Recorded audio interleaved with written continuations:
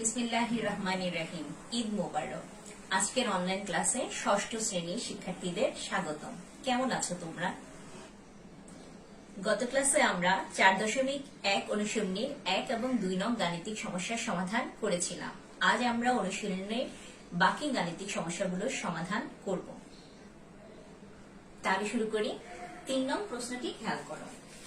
2x plus 3y divide 4x minus 5x into 8y রাশিটিতে কয়টি পদ আছে এবং পদগুলো কি কি? তাহলে আমরা পদ কয়টি আছে এখানে ফাইন্ড আউট করব। তাহলে পদ কাকে বলে তোমাদের কি মনে আছে? বীজগণিতের যে অংশটি ধনাত্মক এবং ঋণাত্মক চিহ্ন থাকে সেটাই হচ্ছে পদ। তাহলে আমরা দেখি এখানে কোথায় ধনাত্মক এবং ঋণাত্মক চিহ্ন আছে, মানে প্লাস এবং মাইনাস চিহ্ন আছে। রাশিটি খেয়াল করো। 2x এর আগে কোনো চিহ্ন নেই, মানে এটার আগে ধনাত্মক প্লাস চিহ্ন। এখানে 3y এর আগে প্লাস চিহ্ন, এটা ডিভাইড, এটা মাইনাস, এটা ইনটু। তাহলে দেখছো এখানে ধনাত্মক এবং ঋণাত্মক চিহ্ন আছে আর এখানে কোনো চিহ্ন নেই অবশ্যই। তাহলে এখানে কয়টি পদ আছে? 3টি পদ আছে। এখন 3y আর এটার সম্পর্ক 4x এর সম্পর্ক হলো ডিভাইড, আর 5x এবং 8y এর সম্পর্ক হচ্ছে ইনটু। তাহলে এখানে কয়টি পদ? 1 2 3টি পদ। তাহলে আমরা লিখছি, তোমরা খাতা কলম বের করো এবং তুলে ফেলো।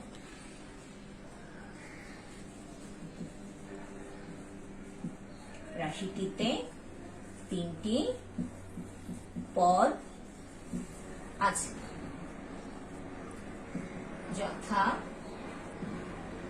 1 নম্বর পদটা হচ্ছে 2x, 2 নম্বর পদ হচ্ছে এখানে 3y এর সাথে 4x এর সম্পর্ক হচ্ছে ডিভাইড, 3y ডিভাইড 4x, এবং 3 নম্বর পদটা হচ্ছে 5x ইন্টু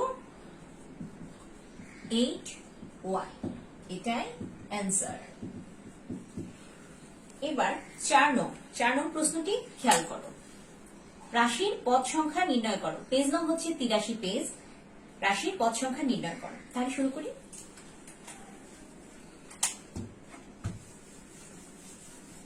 প্রথম প্রশ্ন হচ্ছে 7xy।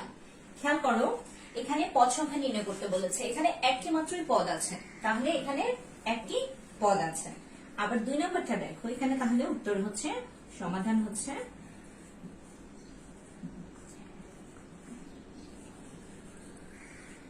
একটি পদ আছে। এখন 2 নম্বরটা দেখো, 2a plus b। এখানে কয়টি পদ আছে? তাহলে যেহেতু 2 এর আগে কোনো চিহ্ন নেই, প্লাস চিহ্ন, b এর আগে প্লাস চিহ্ন, তাহলে এখানে কয়টি পদ আছে? 2টি পদ আছে। তাহলে এখানে 2টি পদ আছে।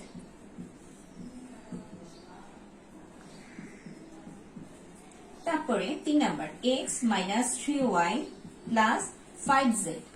দেখো এখানে x minus 3y plus 5z, এখানে কতটি পদ আছে? যেহেতু ধনাত্মক এবং ঋণাত্মক চিহ্ন থাকলেই সে অংশ, বীজগণিতের রাশি, সে অংশগুলো পদ হবে।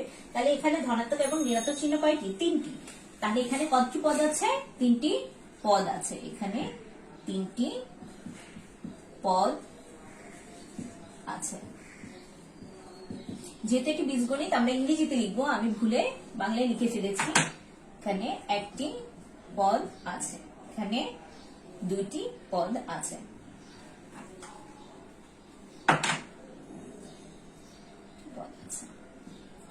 চার নম্বর প্রশ্ন।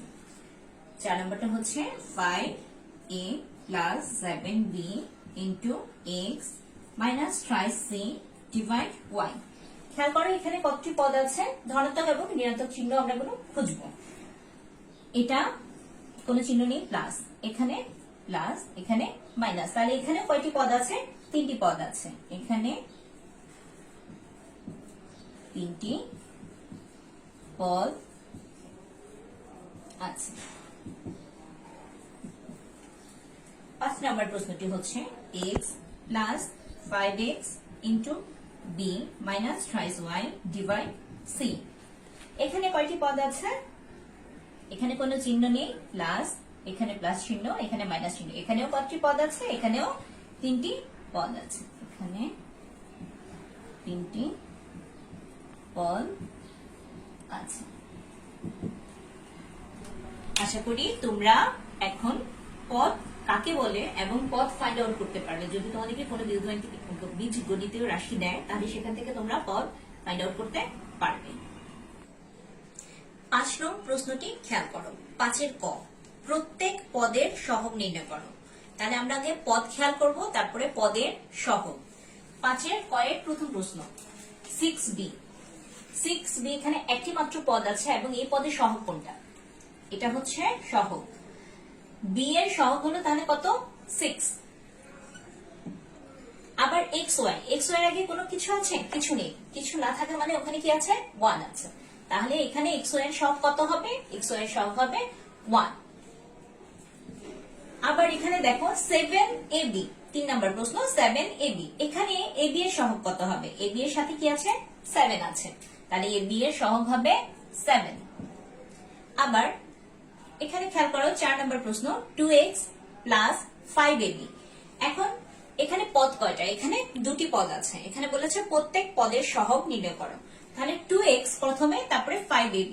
তাহলে x এর সহগ এখানে কত হবে? ভালো করে খেয়াল করো, x এর আগে কি আছে? 2। তাহলে x এর সহগ হবে 2 এবং 5ab, ab এর সাথে কি আছে? 5। তাহলে ab এর সহগ হবে 5। x এর সহগ হলো 2, ab এর সহগ হলো 5। এরপরে দেখো 4 নম্বর প্রশ্নটি ঠিক অনুরূপ হচ্ছে 5 এবং 6 নম্বর প্রশ্ন, যেটা তোমরা নিজেরা চেষ্টা করবে। এবার 7 নম্বর প্রশ্নটা খেয়াল করো। 7 নম্বর প্রশ্নটি হলো -12 xyz। তাহলে এখানে xyz এর সহগ কত হবে?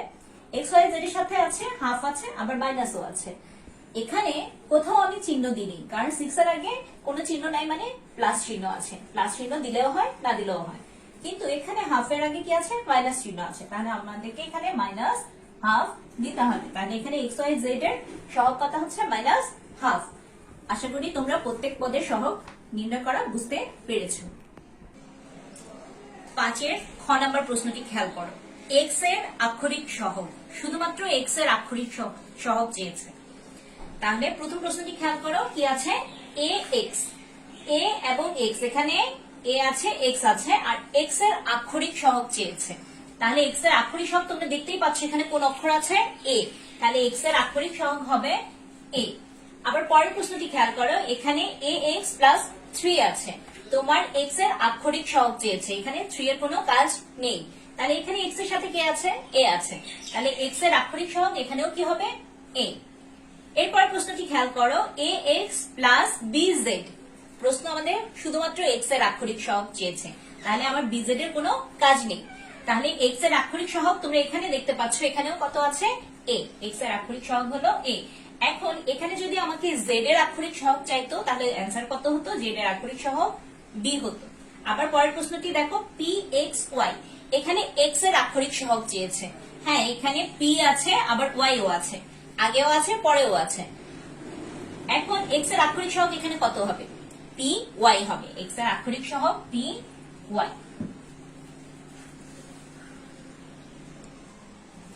খেয়াল করো এখানে py হয়েছে। কেন py হলো? pxy, এখানে x এর আক্ষরিক সহগ চেয়েছে, এর মানে কি py গুণ x। তাহলে x এর আক্ষরিক সহগ কত হলো? py। আশা করি তোমরা বুঝতে পেরেছো।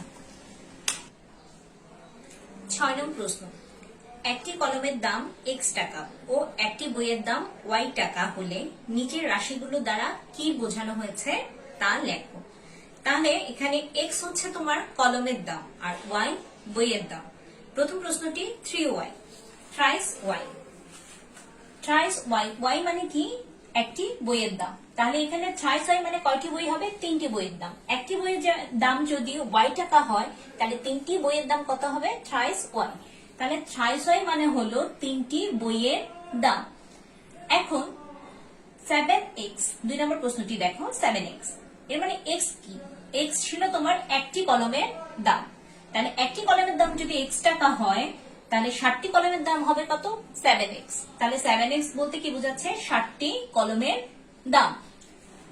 এরপরের প্রশ্নটি খেয়াল করো, x প্লাস 9y। এখন x টা কি ছিল? x ছিল একটি মাত্র কলম, একটি কলমের দাম ছিল x টাকা, এবং 9y, y মানে ছিল একটি বইয়ের দাম, তাহলে একটি বইয়ের দাম যদি y টাকা হয় 9টি বইয়ের দাম হবে 9y। তাহলে x এবং 9y এর সমষ্টি, মাঝখানে যোগ চিহ্ন আছে, এর মানে এখানে দুইজনের সমষ্টি, x এবং 9y এর মধ্যে সম্পর্ক হচ্ছে যোগ। তাহলে এটা বলতে কি বোঝাচ্ছে, একটি কলমের দাম এবং 9টি বইয়ের দামের সমষ্টি।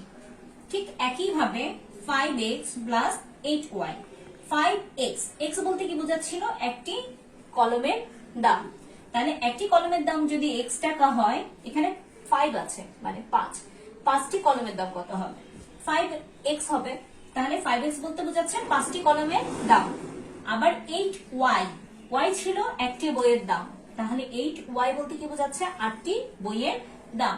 আর এদের দুইজনের মধ্যে সম্পর্ক হচ্ছে যোগ, এর মানে সমষ্টি। তাহলে 5x এবং 8y মানে হলো 5x প্লাস 8y মানে হলো 5টি কলমের দাম ও 8টি বইয়ের দামের সমষ্টি। এরপরে 5 নম্বর প্রশ্নটি দেখো, 6y প্লাস 36, এটা তোমরা নিজেরা চেষ্টা করবে, তবে আমি বলে দিচ্ছি 6y, yটা কি, এখানে y মানে একটি বইয়ের দাম, তাহলে যেহেতু 6y আছে এর মানে এখানে কয়টি বইয়ের দাম হবে, 6টি বইয়ের দাম হবে।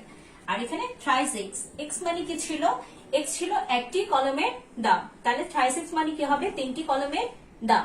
যেহেতু এদের মধ্যে সম্পর্ক হচ্ছে যোগ, এখানে হচ্ছে y মানে ছিল বইয়ের 6টি বইয়ের দাম এবং 3টি কলমের দামের। ঠিক আছে, 7 নং প্রশ্নটি খেয়াল করো। এখানে 7-এর কতে বলেছে একটি খাতার দাম x টাকা, একটি পেন্সিলের দাম y টাকা এবং একটি রাবারের দাম z টাকা হলে 1 নং প্রশ্নটি হচ্ছে 5টি খাতা ও 6টি পেন্সিলের মোট দাম কত। তাহলে শুরুই দেখো, 5টি খাতা চেয়েছে, আমার একটি খাতার দাম কত, x টাকা, এখানে একটি খাতার দাম x টাকা। অতএব আমার কয়টি খাতা চেয়েছে, 5টি খাতা, অতএব 5টি খাতার দাম হবে x এর সাথে 5 এর সম্পর্ক কি, গুণ। কারণ একটির দাম যদি x হয় 5টির দাম আরো বেশি হবে, বেশি হলে গুণ হয়, তাহলে 5x টাকা। আবার বলেছে 6টি পেন্সিলের দাম, তাহলে আমার একটি পেন্সিলের দাম জানলে আমি 6টি পেন্সিলের দাম বের করতে পারবো। একটি পেন্সিলের দাম কত, y টাকা। আবার একটি পেন্সিলের দাম y টাকা। অতএব কয়টি পেন্সিল, 6টি পেন্সিল, 6টি পেন্সিলের দাম হবে y ইন্টু 6 টাকা, মানে 6y টাকা। এখন আমার 5টি খাতার দামও জানি, আমি 6টি পেন্সিলের দাম জানি। আমার প্রশ্ন চেয়েছে 5টি খাতা ও 6টি পেন্সিলের মোট দাম, এর মানে 5টি খাতা এবং 6টি পেন্সিলের সমষ্টি। অতএব 5টি খাতা ও 6টি পেন্সিলের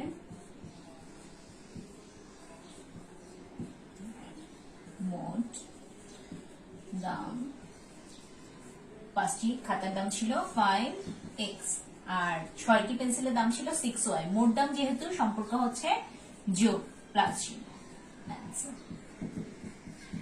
1 নং এর অ্যান্সার। এবার 2 নং। 2 নং বলেছে 8টি পেন্সিল ও 3টি রাবারের মোট দাম। এটি তোমরা নিজেরা চেষ্টা করবে, আমি 3 নংটা করে দিচ্ছি। 7-এর 3 নং প্রশ্নটি হলো 10টি খাতা, 5টি পেন্সিল ও 2টি রাবারের মোট দাম। আমাদের 1 নম্বরে ছিল 2টা আইটেম, 5টি খাতা আর 6টি পেন্সিল, আর 3 নম্বরে শুধুমাত্র 3টা আইটেম, একটা আইটেম বেড়েছে। 10টি খাতা, 5টি পেন্সিল আর 2টি রাবার, ঠিক ওইটার মতোই করব। চলো, 10টি খাতা বলেছে, তাহলে এখানে একটি খাতার দাম, একটি খাতার দাম x টাকা। তাহলে অতএব 10টি খাতার দাম কত হবে, আরো বেশি হবে। অতএব 10টি খাতার দাম হবে x ইন্টু 10 টাকা, মানে হচ্ছে 10x টাকা। তারপরে 5টি পেন্সিল বলেছে, তাহলে একটি পেন্সিল, একটি পেন্সিলের দাম, একটি পেন্সিলের দাম তোমার y টাকা। অতএব 5টি পেন্সিল, 5টি পেন্সিলের দাম y ইন্টু 5 টাকা সমান সমান 5y টাকা। আবার লাস্ট আইটেম তোমার হচ্ছে দুটি রাবার, তাহলে একটি রাবারের দাম কত? একটি রাবারের দাম হচ্ছে z টাকা।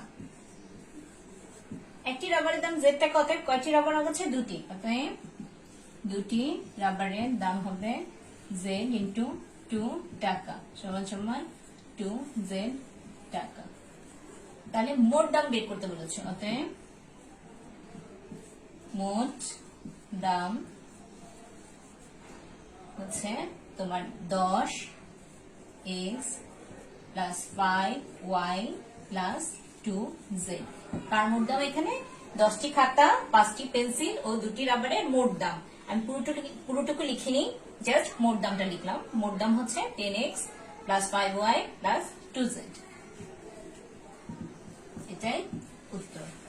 আশা করি বুঝতে পেরেছ। 7 খ, এক হালি কলার দাম x টাকা হলে 5টি কলার দাম কত? তাহলে আমার কাছে দেওয়া আছে এখানে এক হালি কলার দাম। এখানে এক হালি কলার দাম x টাকা। কয় হালি কলার দাম বের করতে বলেছে? 5 হালি। অতএব 5 হালি কলার দাম আরো বেশি হবে না কম হবে? বেশি হবে। x গুণ 5 টাকা, 5x টাকা। তাহলে এক হালি কলার দাম 5x টাকা। 7 ক্ষয়ের 2 নাম্বার। এবার বলেছে 12টি কলার দাম কত? 12টি কলার দাম, তাহলে 12টি কলার দাম বের করতে হলে আমাদের আগে একটি কলার দাম জানতে হবে। কিন্তু আমরা কি একটি কলার দাম জানি না? আমাদের কাছে দেওয়া আছে এক হালি কলার দাম। এখন এক হালি মানে কয়টি? এক হালি মানে 4টি।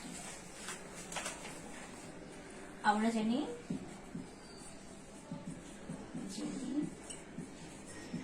এক হালি সমান সমান 4টি। তাহলে আমাদের কাছে 4টি কলার দাম আছে। তাহলে এখন 4টি কলার দাম কত টাকা? এক হালি কলার দাম যদি x হয়, এর মানে 4টি কলার দাম কত? x টাকা না? 4টি কলার দাম x টাকা। তাহলে আমাদের কয়টি কলার দাম বের করতে বলেছে? 12টি। আমার 4টি কলার দাম দেওয়া আছে, 12টি কলার দাম বের করতে বলেছে। তাহলে আমার আগে কয়টি কলার দাম জানতে হবে? একটি কলার দাম। অতএব একটি কলার দাম। 4টি কলার দাম যদি x হয়, একটি কলার দাম কি আরো বেশি হবে না কম হবে? কম হবে। কম হলে ভাগ হয়। তাহলে x বাই 4 টাকা। এখন আমি একটি কলার দাম জানি, আমি কয়টি কলার দাম বের করবো? 12টি কলার। 12টি কলার দাম। এখন একটি কলার দাম যদি x বাই 4 হয়, তাহলে 12টি কলার দাম অবশ্যই আরো কি হবে? বেশি হবে। বেশি হলে গুণ। তাহলে উপরে আছে x, x এর সাথে লব গুণ হয়ে যাবে 12। এখন কি করা যায়? কাটাকাটি। 4 একে 4, 3 4 12। তাহলে x আর 3 এর সম্পর্ক এখানে গুণ। তাহলে থ্রাইস x টাকা। তাহলে 12টি কলার দাম আমার কত বের হলো? থ্রাইস x টাকা। অ্যান্সার হচ্ছে থ্রাইস x। অ্যান্সার এখানে থ্রাইস x টাকা। আশা করি তোমরা বুঝতে পেরেছো। এবার তোমরা 84 নং পেজের 8 নং প্রশ্নটি দেখো। সঠিক উত্তরটি খাতায় লিখো। 8 এর 1 নাম্বার হলো x এর দ্বিগুণ থেকে 5 বিয়োগ করলে নিচের কোনটি হবে? এখন ওখানে তোমার অপশন থাকবে, 4টা উত্তর থাকবে। আমি এখানে তোমাদেরকে জাস্ট অ্যান্সার গুলো ফাইন্ড আউট করে দিচ্ছি। x এর দ্বিগুণ থেকে, x এর দ্বিগুণ মানে কি? x এর সাথে কত গুণ করতে বলছে? 2। এর মানে 2x। x এর দ্বিগুণ থেকে 5 বিয়োগ, এর মানে 5 এর সাথে 2x এর সম্পর্ক কি? বিয়োগ। 2x থেকে 5 বিয়োগ। তাহলে এখানে অ্যান্সারটা হবে 2x মাইনাস 5। এবার দেখো x এর দ্বিগুণ থেকে 2x থেকে মানে বিয়োগ 5 বিয়োগ করলে নিচের কোনটি হবে? 2x minus 5। বুঝতে পেরেছো? এবার 2 নাম্বারটি দেখো। a এর 3 গুণ মানে a আর 3 এর সম্পর্ক এখানে কি? গুণ। এর মানে a গুণ 3 মানে থ্রাইস a। আবার বলেছে সাথে x এর y গুণ। x এর y গুণ মানে কি? x গুণ y মানে x y যোগ করলে এর মানে এই দুইটার সম্পর্ক কি যোগ, তাহলে থ্রাইস এ যোগ এক্স ওয়াই, তাহলে এ এর 3 গুণের সাথে এক্স এর ওয়াই গুণ যোগ করলে নিচের কোনটি হবে থ্রাইস এ প্লাস এক্স ওয়াই। এবার 3 নম্বরটি খেয়াল করো, এ এবং সি এর গুণফল থেকে এ এবং সি এর সম্পর্ক কি গুণ, তাহলে এ গুণ সি সমান সমান হচ্ছে এসি, আর বি এবং এক্স এর গুণফল মানে বি গুণ এক্স সমান সমান বিএক্স। বিয়োগ করলে এর মানে এই দুইটার সম্পর্ক হচ্ছে বিয়োগ, তাহলে এসি বিয়োগ বিএক্স। এ এবং সি এর গুণফল থেকে বি এবং এক্স এর গুণফল বিয়োগ করলে নিচের কোনটি হবে এসি বিয়োগ বিএক্স। আশা করি 4.1 এর সকল গাণিতিক সমস্যার সমাধান তোমরা বুঝতে পেরেছো। এগুলো হয়তো তোমাদের খুব সহজ লাগছে, কিন্তু তোমাদেরকে বারবার চেষ্টা করতে হবে। গণিত হচ্ছে বারবার প্র্যাকটিস করবা, ভালো শিখতে পারবে। তো তোমরা এই গাণিতিক সমস্যাগুলোর সমাধান বাসায় বারবার করতে থাকবে, এগুলি তোমাদের হোমওয়ার্ক। তাহলে আজ এ পর্যন্তই, ভালো থেকো, সুস্থ থেকো।